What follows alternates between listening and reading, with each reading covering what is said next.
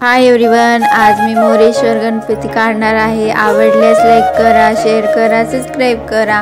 पहिले black कलरने outline केली आणि हाफ येलो कलरने थोडंसं हे केलं आणि आता हा केशरी कलर मी पूर्ण देणार आहे आणि हवा असं दिसतंय। हे आता रेड कलरने अजून आउटलाइन करून घेते आणि पूर्ण झाल्यावर दाखवते। हे डोळे आणि हा टिक्का व्हाईट कलरचं भस्म लावलं आणि जास्वंदीचं फूल काढणार आहे।